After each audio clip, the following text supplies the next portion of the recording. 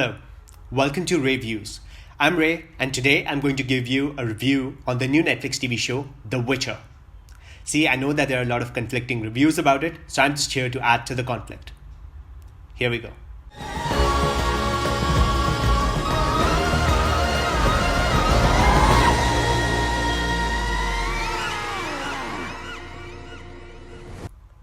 The Witcher, as some of you may know, is not just a TV show that dropped on Netflix.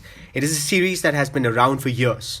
First introduced as a book series by Andrzej, it emerged as a high fantasy, the equivalent to the genius of J.R.R. Tolkien himself.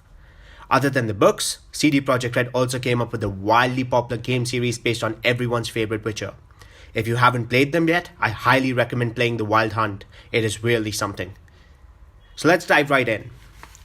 The music.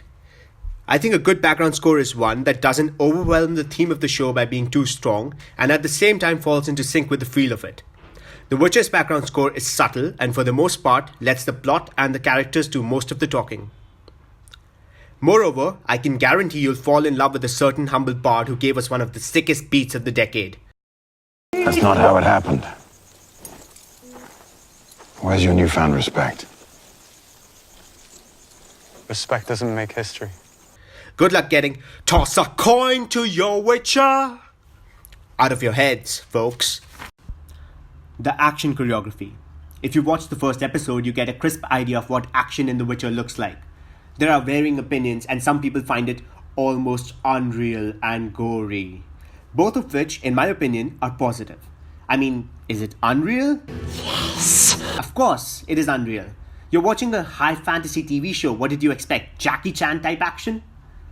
Look, I'm aware that high fantasy movies and TV shows are still a rare spectacle, the largest and the most popular being Game of Thrones. But I don't recommend anyone comparing The Witcher to Game of Thrones simply because it is not that. I mean, does it have gore? Yes. Does it have nudity? Yes.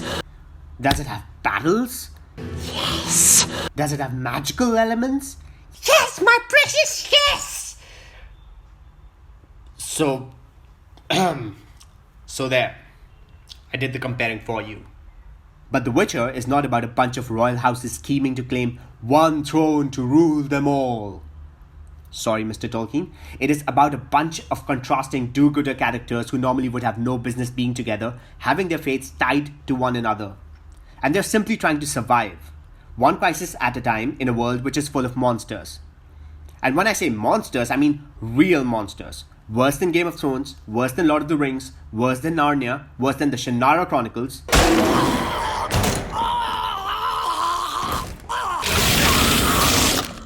Yes, Sam and Dean will fit right in. The character arcs. I intend to keep this review completely spoiler-free, so I can't say much in detail, but I love the characters. They are rich and conflicted and damaged and therefore beautiful. Some more than others. They gave me what I required to like and root for them, and I suppose that's what matters when you're making a TV show like The Witcher. Though storytelling. Again, keeping it spoiler-free. The main plotline is from Sapkowski's first two Witcher books, which are essentially collections of short stories following Geralt and his adventures, The Last Wish and The Sword of Destiny. For those of you who haven't read the books and or aren't interested, you'll get some story which is mostly for character development mixed cleverly with the actual plot that would have more lasting impacts and be the building blocks for what is to come. I think the worst part about the show was that there were just 8 episodes. With a story so dense, I cannot do with just 8 episodes followed by a wait that may easily stretch up to 2 years for a second serving. To wrap up, I see a lot of people watching 1 episode or sometimes 2 episodes of The Witcher, comparing it to Game of Thrones and giving up on it after throwing a massive tantrum. And I feel you. The first time I watched Game of Thrones, I dropped it after watching the pilot. No kidding. Well, take my word for it. A story can only reward you once you invest some time in it and give it an opportunity to grow on you. I'd like to say that I'm actually so happy that someone finally came up with another high fantasy show after how Game of Thrones ended. I had been quenching my high fantasy thirst with books by writers like Brandon Sanderson and Mark Lawrence, and The Witcher definitely made me feel better. Finally, The Witcher is a show I definitely liked a lot and would love to watch more of, especially because season 1 was more like a setup for the rest of the series, a clever instance of world building, if you will. The actual story hasn't even begun yet. I'll give season 1 of The Witcher an 8.5 on 10. Oh, and fun fact, if you're just starting out or are already watching The Witcher, Look forward to the credits of episodes 5, 6, and 8. They have some nice ballads that you might not want to miss. Thank you for watching this video.